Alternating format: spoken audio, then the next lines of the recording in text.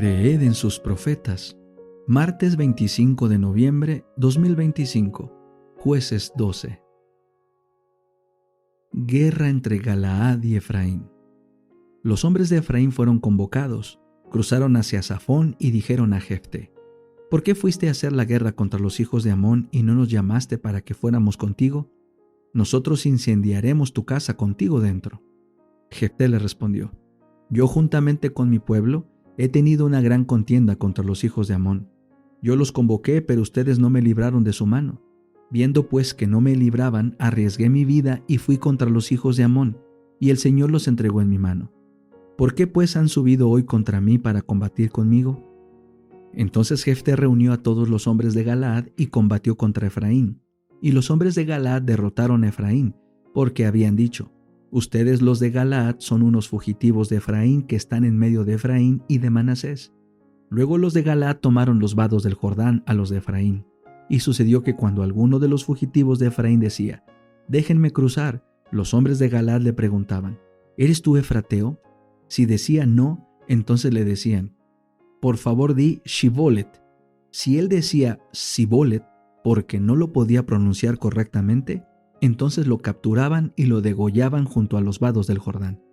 En aquel tiempo perecieron 42,000 de Efraín. Jefté juzgó a Israel durante 6 años. Luego murió Jefté el Galaadita y fue sepultado en su ciudad, en Galaad. Ibzán, Elón y Abdón, jueces en Israel. Después de Jefté juzgó a Israel Ibzán de Belén, quien tenía 30 hijos y 30 hijas.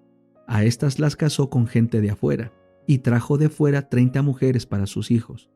Él juzgó a Israel durante 7 años. Entonces murió Ibzán y fue sepultado en Belén.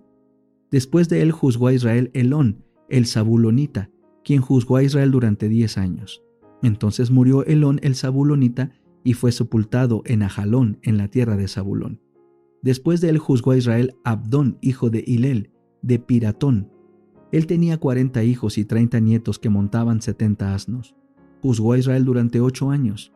Entonces murió Abdón, hijo de Hilel, de Piratón, y fue sepultado en Piratón, en la tierra de Efraín, en el monte de Amalec. Patriarcas y Profetas, capítulo 43. La muerte de Moisés. Moisés vio al pueblo escogido establecido en Canaán, cada tribu en posesión de su propia heredad. Alcanzó a divisar su historia después que se establecieran en la tierra prometida. La larga y triste historia de su apostasía y castigo se extendió ante él. Vio esas tribus dispersadas entre los paganos a causa de sus pecados, y a Israel privado de la gloria, con su bella ciudad en ruinas y su pueblo cautivo en tierras extrañas. Los vio restablecidos en la tierra de sus mayores y por último dominados por Roma. Se le permitió mirar a través de los tiempos futuros y contemplar el primer advenimiento de nuestro Salvador. Vio al niño Jesús en Belén. Oyó las voces de la hueste angélica prorrumpir en gozosa canción de alabanza a Dios y de paz en la tierra. Divisó en el firmamento la estrella que guiaba a los magos del oriente hacia Jesús, y en un torrente de luz inundó su mente cuando recordó aquellas palabras proféticas: Saldrá estrella de Jacob y se levantará cetro de Israel. Números 24:17. Contempló la vida humilde de Cristo en Nazaret, su ministerio de amor, simpatía y sanidades, y cómo le rechazaba y despreciaba una nación orgullosa e incrédula.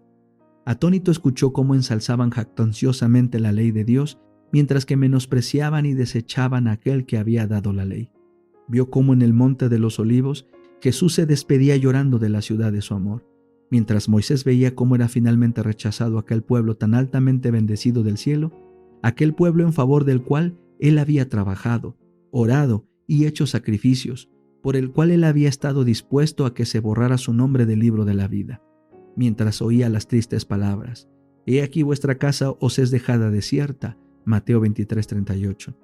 El corazón se le llenó de angustia y su identificación con el pesar del Hijo de Dios hizo caer amargas lágrimas de sus ojos.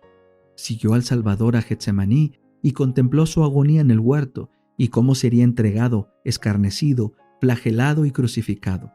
Moisés vio que así como él había alzado la serpiente en el desierto, habría de ser levantado el Hijo de Dios, para que todo aquel que en él crea no se pierda, sino que tenga vida eterna. Juan 3:15. El dolor, la indignación y el horror embargaron el corazón de Moisés cuando vio la hipocresía y el odio satánico que la nación judía manifestaba contra su Redentor, el poderoso ángel que había ido delante de sus mayores. Oyó el grito agonizante de Jesús: Dios mío, ¿por qué me has desamparado? Lo vio cuando yacía en la tumba nueva de José de Arimatea. Las tinieblas de la desesperación parecían envolver el mundo, pero miró otra vez y lo vio salir vencedor de la tumba y ascender a los cielos escoltado por los ángeles que lo adoraban y encabezando una multitud de cautivos.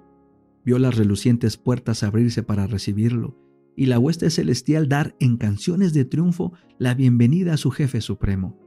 Y allí se le reveló que él mismo sería uno de los que servirían al Salvador y le abriría las puertas eternas. Mientras miraba la escena, su semblante irradiaba un santo resplandor. Cuán insignificantes le parecían las pruebas y los sacrificios de su vida cuando los comparaba con los del Hijo de Dios. Cuán ligeros en contraste con el sobremanera alto y eterno peso de gloria. 2 Corintios 4:17. Se regocijó porque le había permitido participar, aunque fuera en pequeño grado, de los sufrimientos de Cristo. Moisés vio cómo los discípulos de Jesús salían a predicar el Evangelio a todo el mundo. Vio que a pesar de que el pueblo de Israel según la carne no había alcanzado el alto destino al cual Dios lo había llamado, y en su incredulidad no había sido la luz del mundo, y aunque había desechado la misericordia de Dios y perdido todo derecho a sus bendiciones como pueblo escogido, Dios no había desechado sin embargo la simiente de Abraham, y habían de cumplirse los propósitos gloriosos cuyo cumplimiento él había emprendido por medio de Israel. Todos los que lleguen a ser por Cristo hijos de la fe habían de ser contados como simiente de Abraham, serían herederos de las promesas del pacto. Como Abraham, serían llamados a cumplir y comunicar al mundo la ley de Dios y el evangelio de su Hijo. Moisés vio cómo por medio de los discípulos de Cristo, la luz del evangelio irradiaría y alumbraría al pueblo que habitaba en tinieblas. Mateo 4:16. Y también cómo miles acudirían de las tierras de los gentiles al resplandor de su nacimiento. Y al contemplar esto, se regocijó por el crecimiento y la prosperidad de Israel. Luego pasó otra escena ante sus ojos. Se le había mostrado la obra que iba a hacer Satanás al inducir a los judíos a rechazar a Cristo, mientras profesaban honrar la ley de su padre. Contempló ahora al mundo cristiano dominado por idéntico engaño, al profesar que aceptaba a Cristo mientras que, por otro lado, rechazaba la ley de Dios. Escuchó a los sacerdotes y ancianos clamar frenéticos: «¡Quita, quita, crucifícalo!». Oyó luego a los maestros que profesaban el cristianismo gritar: «¡Afuera con la ley!». Observó cómo el sábado era pisoteado y se establecía en su lugar una institución espuria. Nuevamente Moisés se llenó de asombro y horror. ¿Cómo podían los que creían en Cristo desechar la ley que había sido pronunciada por su propia voz en el monte sagrado? ¿Cómo podía cualquiera que temiera a Dios hacer a un lado la ley que es el fundamento de su gobierno en el cielo y en la tierra? Con gozo vio Moisés que la ley de Dios seguía siendo honrada y exaltada por un pequeño grupo de fieles. Se le mostró la última gran lucha de las potencias terrenales para destruir a los que guardan la ley de Dios. Miró anticipadamente el momento cuando Dios se levantará para castigar a los habitantes de la tierra por su iniquidad, y cuando los que temieron su nombre serán escudados y ocultados en el día de su ira. Escuchó el pacto de paz que Dios hará con los que hayan guardado su ley, cuando deje oír su voz desde su santa morada y tiemblen los cielos y la tierra.